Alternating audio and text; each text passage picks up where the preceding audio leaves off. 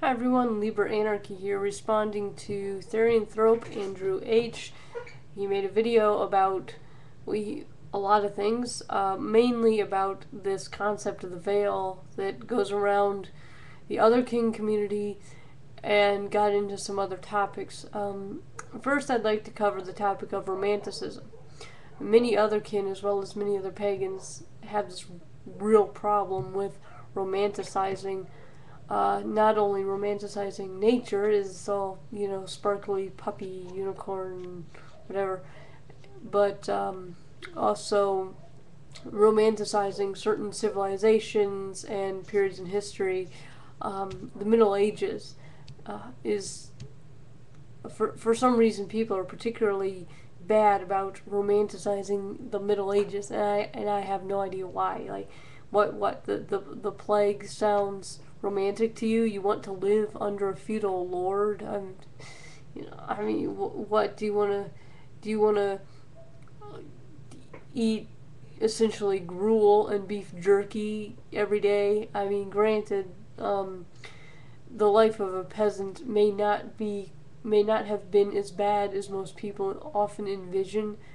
However, it's still the life of a medieval peasant. I mean, this isn't fucking, you know. I mean, it's not Le Morte Arthur here. What can I say? But anyway, I was in a conversation in a blog TV the other night, and I got into this rant about how people will romanticize certain deities and just forget that a lot of deities in from all different pantheons are tricksters, hunters, conniving, violent war gods. I mean, come on. Okay, as to the veil, the veil exists, but it exists in here.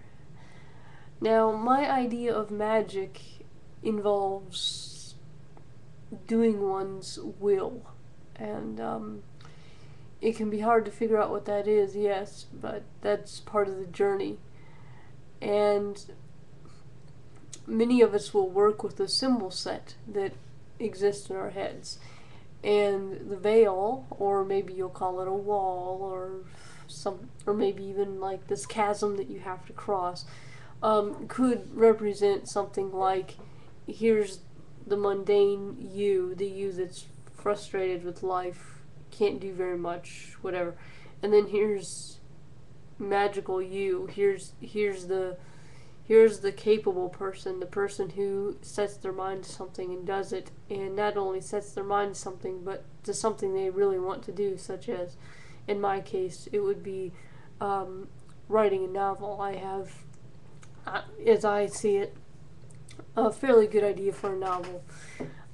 That has to be polished off a bit, but there's the me that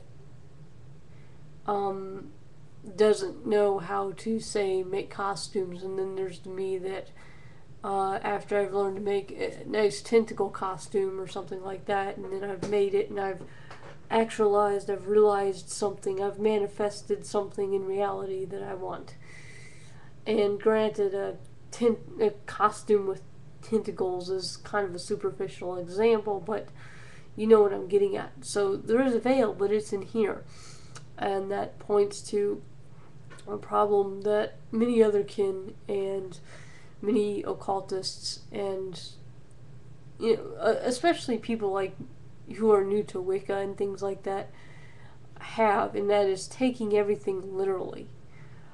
I don't really have too much of a problem with people who want to interpret their kinness in some kind of metaphysical way. I was this or that in a past life, and there's these traits that somehow carry over. I really don't care about that, because it's not like they're saying, well, I'm going to excuse bad behavior, or I'm just going to not think about what I do, or whatever. Usually those people will say, and there are things that I liked from a past life or something like that, or from some other world, and I'm trying to realize them here, but in a way that I can do it.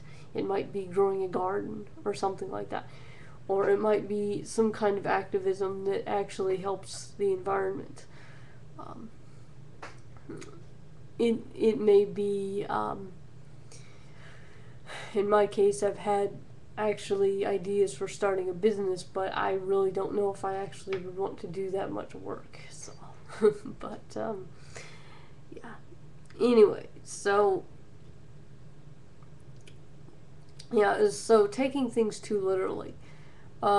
Someone will have a dream or an idea, or they will see something in meditation that is very symbolic, because the mind is a world of symbols, and they will interpret it literally, and they will draw these conclusions that to their mind must be true for everyone, as opposed to taking it as something that's true for themselves, and doing what we do with real life, in the sense of the same people can read a book and say, I believe such and such is an allegorical tale describing how power corrupts humanity, or something, whatever it is.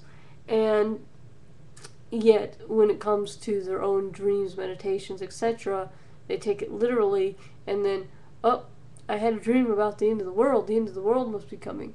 Oh, I had a dream in which I was part of some group of elves, and they traveled to Earth through a system of gates. Well, it must be real, it must be true, it must have happened in the past, or I had a dream that I morphed into my true form, so it must be about to happen, or something like that. And I think that's where you get a lot of the veil is falling, or one day we'll be able to shift into our true forms. And I like you, I really wouldn't want that either. I suppose I would want the option, that would be really nice, but I wouldn't want to shift into my true form, whatever that may be. I don't even like that terminology, and then have to stay there. And even though I'm one of the mythical creatures, whatever, yeah, I understand, one, that it's not literal, not really, and two, I understand that that would involve a lot of complications. It would probably be painful to actually transition from one species to another.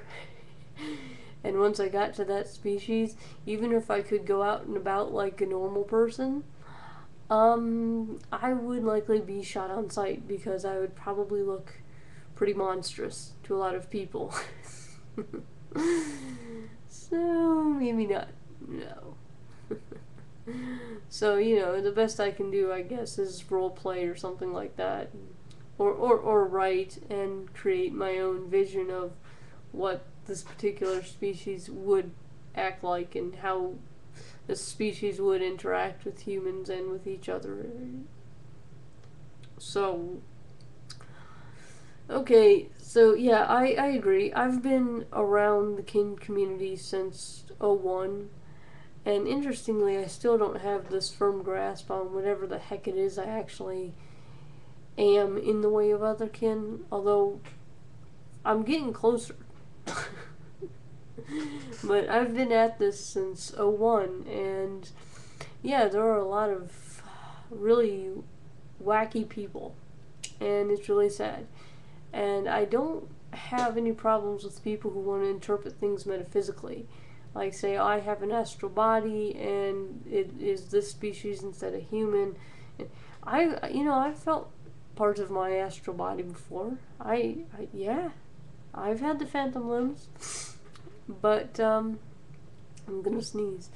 But, we can all say, okay, there's this phenomena called phantom limbs, and there's different ideas as to, excuse me, what's really going on. And someone might say, oh, it's an astral body, and someone like me might say, well, it's my subconscious expressing itself in